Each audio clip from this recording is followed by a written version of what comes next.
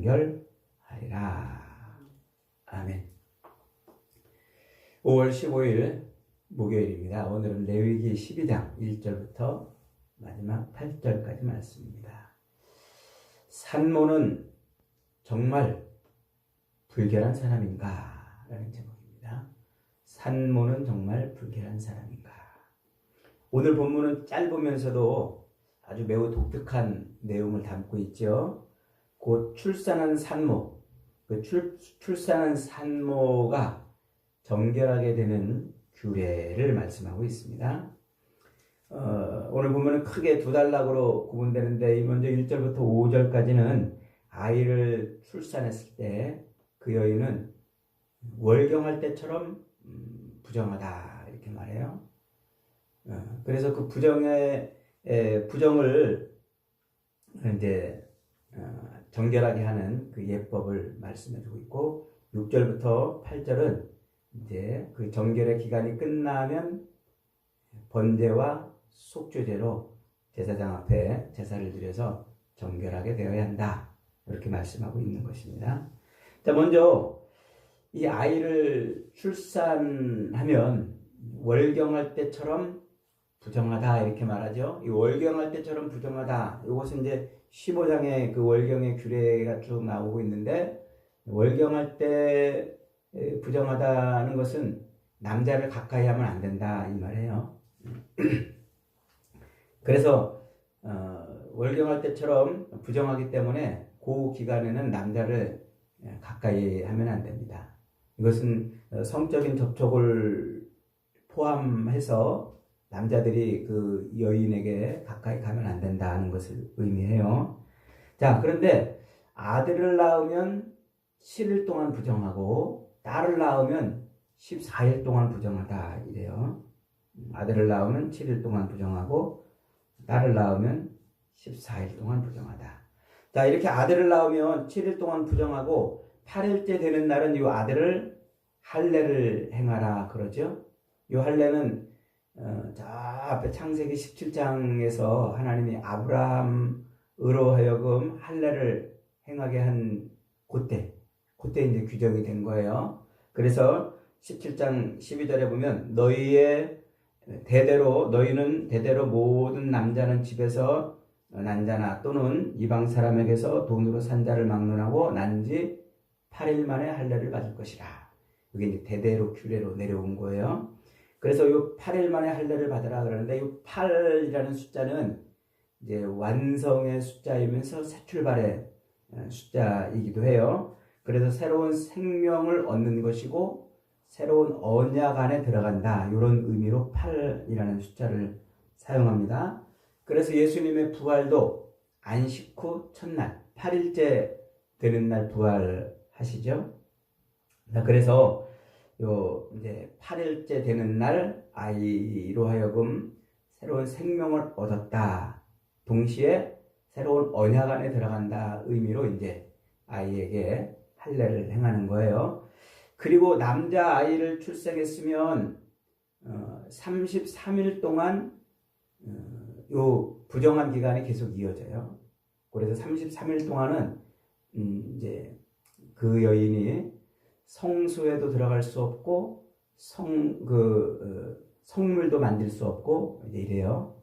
성소에 들어갈 수 없다 이 말은 그 제사장이 들어가는 성막의 성소를 말하는 게 아니고 거룩한 곳 회막 문 앞에 제물을 가지고 제사자들이 가잖아요. 그러니까 회막 문 앞에 그 거룩한 곳 거기에 갈 수 없다는 말이에요. 그 말은 제사를 드릴 수 없다는 말이에요. 33일 앞에 7일까지 포함해서 40일 동안 제사를 드릴 수 없고 성물도 만질 수 없다고 그러죠. 성물은 이제 구별된 것 아닙니까? 그러니까 이것은 화목제물, 제사장의 목과 제사를 드리는 자가 이제 화목제물의 몫을 받아가지고 가족들하고 그 화목제물을 나눠 먹잖아요. 그러니까 화목제물의 제물도 이제 나눌 수가 없는 거예요. 그리고 이제 절기도 지킬 수가 없어요.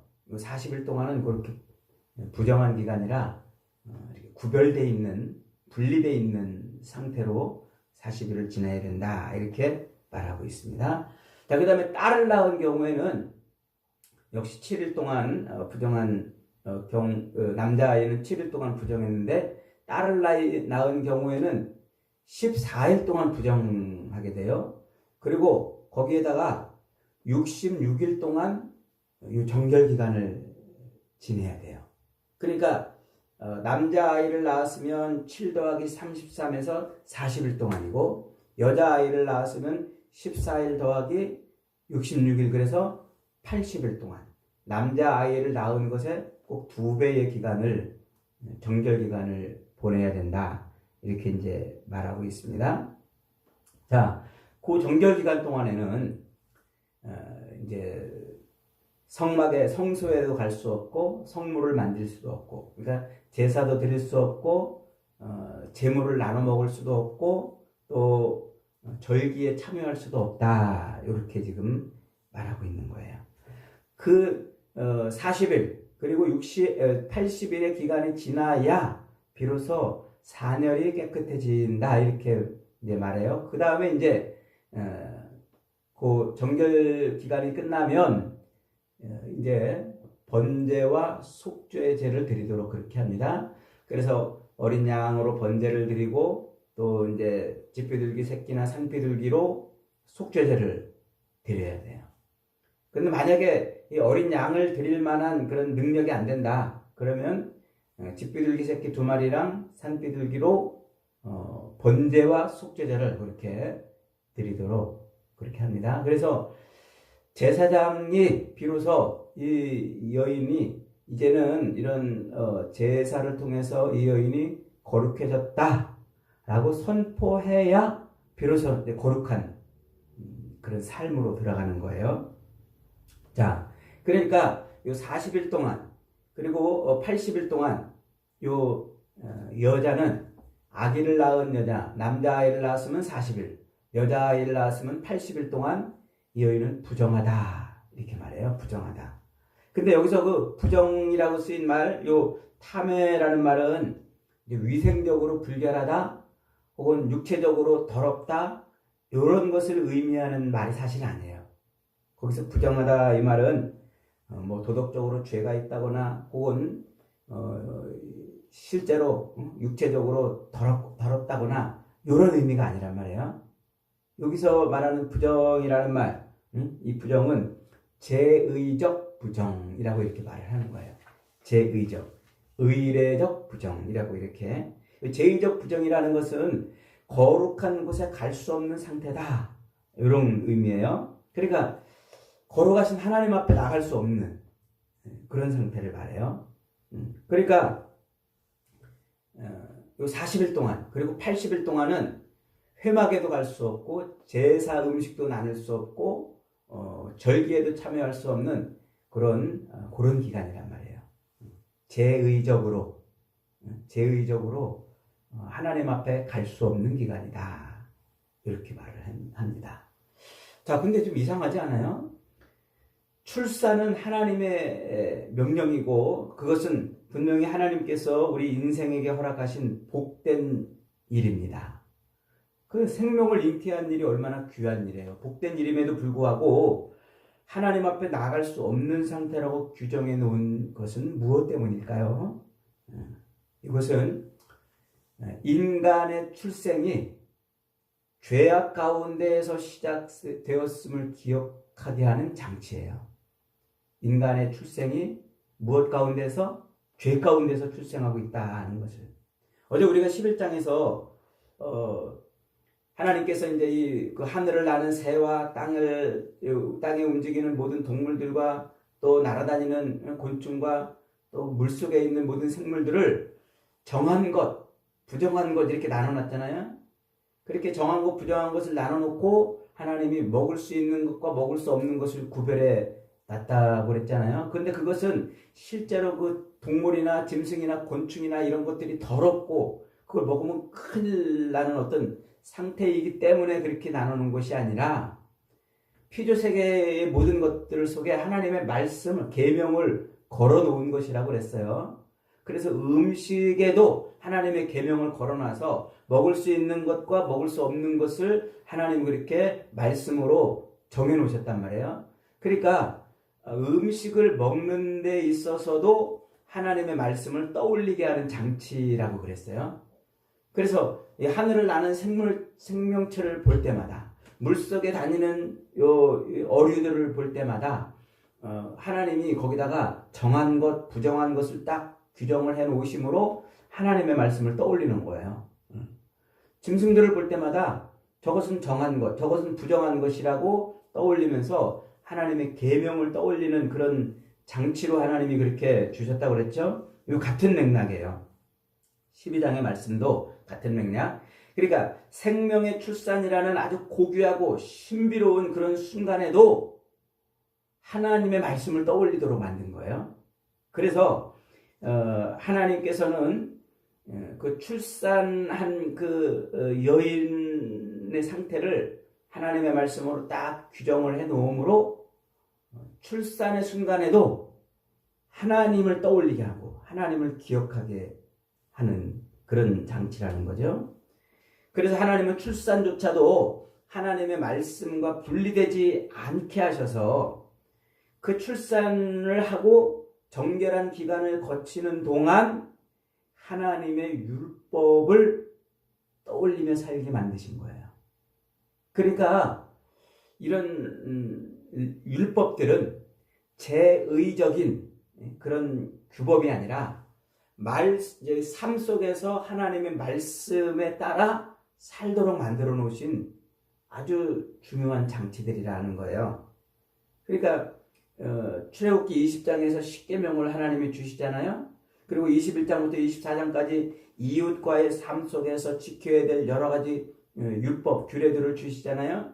그런 것은 단순히 그 율법을 조항을 지키는 것에 방점이 있는 것이 아니라 그 삶 속에서 하나님이 계시다는 것을 인정하고 그것을 고백하며 사는 장치로 주신 거예요. 그리고 똑같은 거예요. 이런 모든 피조물 속에도 하나님이 계시다는 것을 그렇게 계명으로 걸어놓음으로 하나님이 우리는 하나님의 말씀을 따라 살아야 되는 존재구나 하는 것. 이 출산에도 하나님이 그렇게 말씀을 계명을 딱 걸어놓음으로써 생명의 잉태 속에서 하나님이 우리에게 말씀하시는 말씀대로 살아야 되는구나 하는 것을 알게 하신다는 거예요. 이게 요 율법에 담겨 있는 의미란 말이에요. 의미. 자, 그런데 이 부정한 기간이 7일이고 그리고 정결 기간이 40일이었던 이유는 이제 이 출산 이후에 일주일 동안은 자궁 내막이 약해진 상태에서 요 자궁 안에 있던 태아가 그 속에 남긴 이 분비물과 그리고 출산의 그 하혈을 계속하는 기간이 일주일이라고 그러잖아요. 그래서 저는 잘 모르겠습니다. 저는 아기를 안 낳아가지고 내 아기를 낳은 그 여인들은 출산하고 일주일 동안 계속 이 분비물이 나오고 하혈이 이어진다고 그러죠. 그 기간이 이제 일주일 동안인 거예요. 일주일 동안. 그리고서도 약 5주가 지나야 요 자궁이 이제 정상적으로 약해진 것이 이제 강해지고 또 점막이 이제 이렇게 또 활성화되고 이러면서 이제 몸이 점점 건강해지고 분비물이 이제 완전히 사라진다. 이게 이제 생리적으로 의학적으로 40일이 그런 기간이라고 그러죠.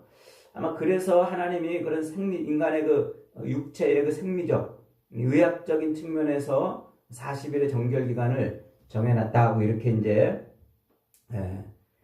학자들이 이제 보기도 합니다. 그러나 이제 무엇보다도 그런 생리적이고 육체적인 그런 어떤 의미로 40일을 정했다고 이렇게 보기도 하지만 40이라는 숫자에 담겨 있는 의미가 더 커요. 성경은 이 40이라는 숫자를 굉장히 여러 군데서 중요하게 다루고 있지 않습니까? 이 40은 연단과 시련의 기간이고 환난과 인내의 기간이고 회복과 새 출발의 기간이에요. 40. 그래서 노아 홍수 때 밤낮 40일 동안 40주 40야를 비가 내리지 않습니까? 그래서 이 40일은 심판 이후에 새로운 창조가 있을 것을 의미하는 기간. 이 기간이 40일 기간이에요. 모세는 40일 동안 시내산에 올라가서 먹지도 마시지도 않고 율법을 받잖아요. 그러니까 이 40일은 하나님의 말씀이 사람에게 임함으로 하나님의 통치를 경험하는 준비 기간이라 이렇게 이제 말할 수가 있어요. 그리고 이스라엘은 40년 동안 광야를 헤매잖아요. 그 40년 동안 광야를 헤매도는 동안 어떤 일이 벌어져요? 40일 동안 가나안을 탐지하고 돌아왔던 그 정탐꾼들의 말을 믿지 못했던 9세대가 모두 광야에 뼈를 묻는 시간이고, 이제 새로운 신세대가 태어나서 요 가나안 땅에 들어갈 준비를 하는 기간이에요. 그래서 세대 교체가 일어나는 기간이 바로 40일이죠. 또 열왕기상 19장에 보면은 엘리야가 호렙산에 올라가서 이제 금식하며 하나님을 만나죠. 그래서 하나님으로 말미암아 새 힘을 받고 충전을 얻는 기간이기도 하고, 니느웨가 회개할 기간으로 40일이 주어져요. 그래서 요나가 40일 동안 회개하도록 외치죠. 그 40일은 회개의 기간임과 동시에 하나님의 생명이 새롭게 준비되는 기간이에요. 그래서 예수님도 공생애를 시작하시기 전에 40일 동안 금식하시고 공생애를 시작을 하시죠. 그리고 십자가에서 죽으시고 부활하신 다음에 며칠 동안 제자들과 함께 계셨어요? 40일 동안 함께 계셨어요.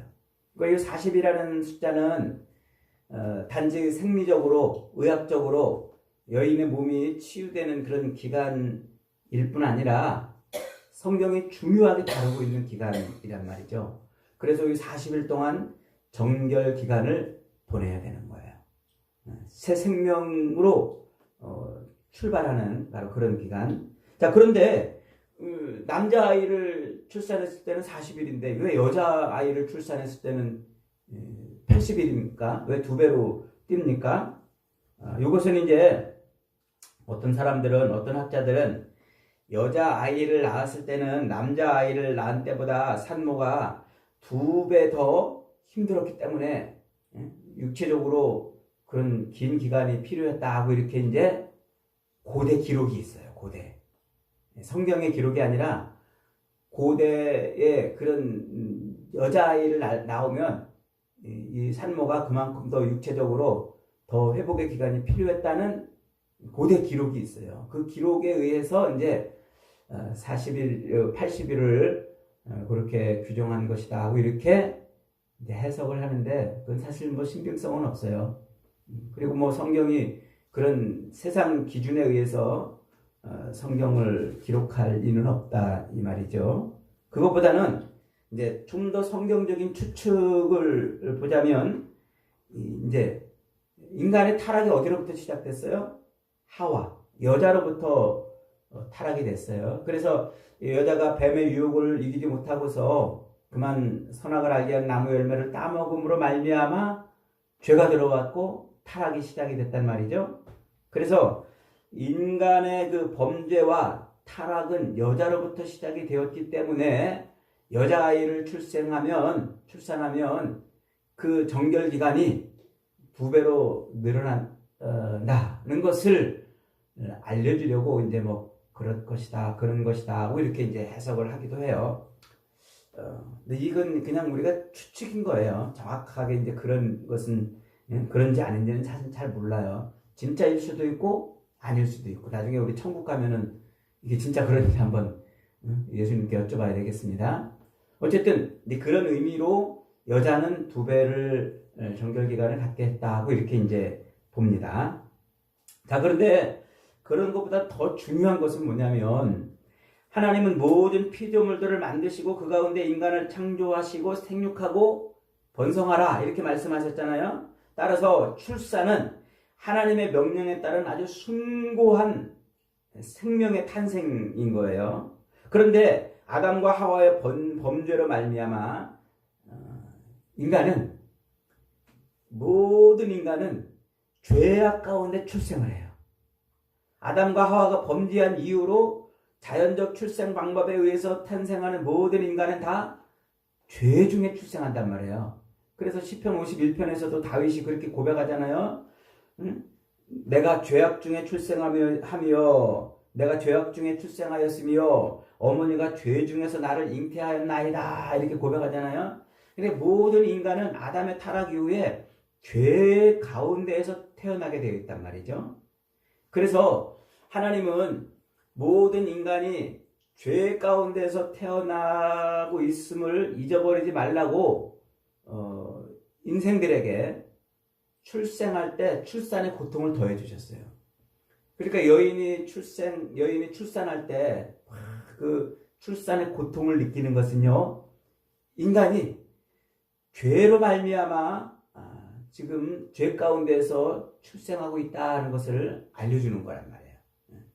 저도 우리 집사람 이 아이를 낳을 때 말이죠, 병원에서 낳았습니다만은 그 바깥에서 그 출산의 진통을 하고 있는 그 기간 동안에 기다리면서 얼마나 힘이 들었는지 말이죠.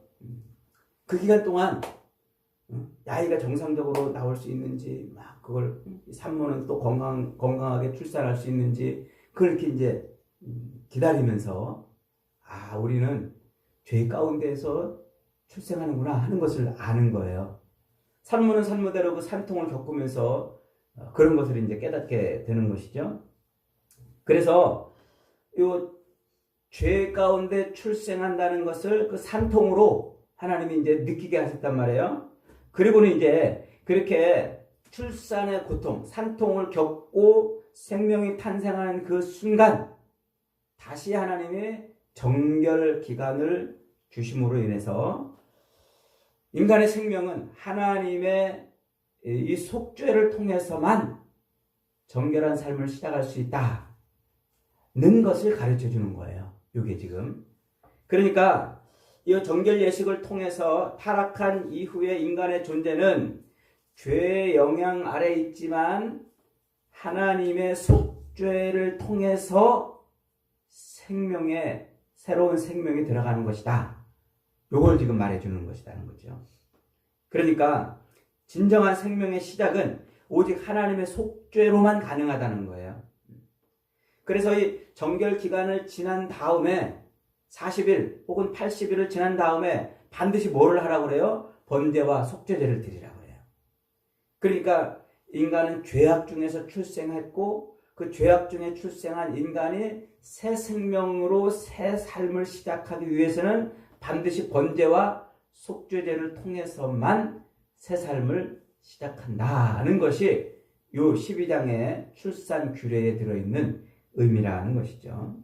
그러니까 이 대목에서 우리가 정말 아주 놀라운 것은 인간은 그렇게 죄악 가운데서 출생해서 그 죄악 가운데 출생한 인생이 새로운 삶을 살 수 있기 위해서는 번제와 속죄제라는 대속의 희생을 통해서만 새 삶을 살 수 있다는 것을 보여주는 거예요.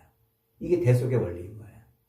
그래서 예수님께서도 누가복음 2장에 보면은 마리아가 예수님을 낳은 지 8일 만에 이제 예수님을 할례 받게 하고 정결 예식을 행하기 위해서 예루살렘 성전에 가지 않습니까?